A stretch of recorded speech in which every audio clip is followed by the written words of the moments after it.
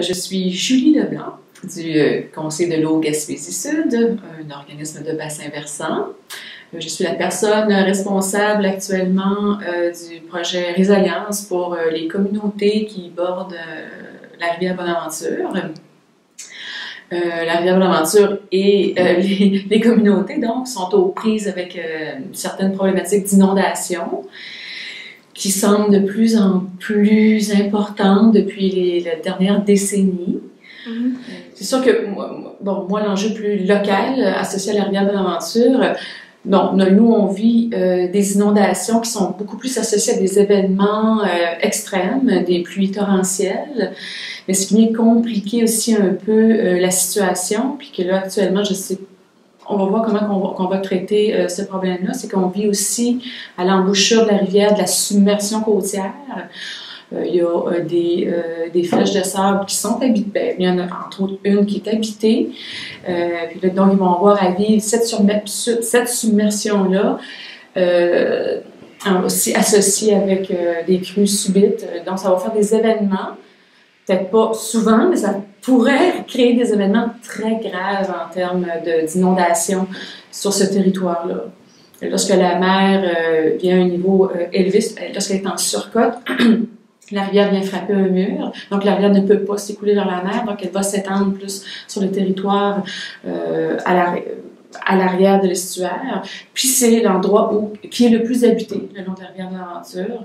Donc c'est notre gros enjeu, c'est deux enjeux, disons, qu'on va avoir à faire face dans les prochains temps.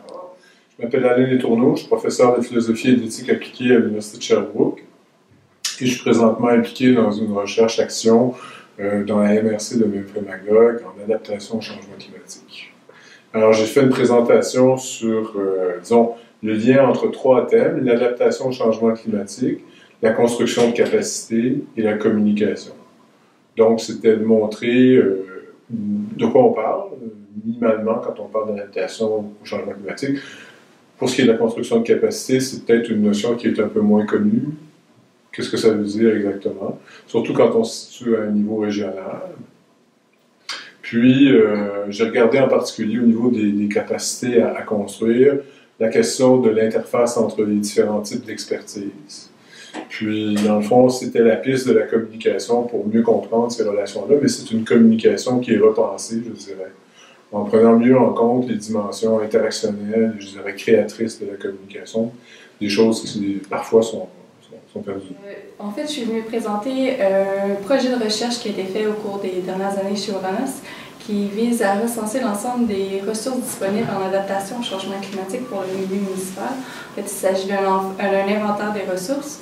Cet outil-là vise à répondre à un enjeu municipal qui est d'avoir accès à de l'information pour aider le processus d'adaptation, mais également qui visait aussi à informer les ministères et autres organismes sur les besoins en développement de nouvelles ressources pour le milieu municipal.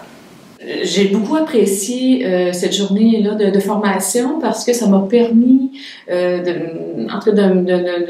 m'outiller puis aussi de commencer à penser à bâtir mon plan d'adaptation, puis on pourrait aussi suggérer aux municipalités, parce qu'on est là pour partager des expériences, donc on va s'inspirer de ce qui a été discuté aujourd'hui, ce qui a été présenté. J'ai trouvé ça vraiment enrichissant. C'est sûr que là, ça m'a permis aussi de me faire de mieux comprendre l'atlas hydroclimatique. Puis ça, je voulais vraiment l'utiliser et le présenter à mes communautés pour qu'on puisse mieux avoir une idée de ce qui s'en vient dans le futur, puis qu'on puisse prévoir, puis prévenir, mieux s'adapter, disons. Ben, je repars avec des impressions tout à fait enthousiasmantes de ce qui est en train de se faire au Québec, dans toutes sortes de régions, avec des gens qui partagent une passion pour la protection des milieux, pour l'environnement, mais dans un lien avec les communautés humaines, où on veut s'assurer de se donner les meilleurs outils pour planifier comme il faut une adaptation aux changements qui sont en cours et qui vont continuer de se produire. Donc, c'est fascinant parce qu'on voit les gens, ils sont intéressés, ils sont engagés, ils sont à pied d'œuvre. Les gens faisaient le point sur leurs travaux, amenaient des recherches, amenaient des résultats ou des questionnements. C'était fort intéressant. Ce que je retiens de ma journée aujourd'hui, c'est surtout de voir la motivation, l'intérêt, la mobilisation du milieu sur la question de l'adaptation au changement climatique. Je pense que c'est super intéressant de voir comment que les acteurs terrains sont impliqués sur le sujet. Je pense aussi ce que je retiens, c'est des exemples intéressants, concrets de l'implication locale sur le sujet.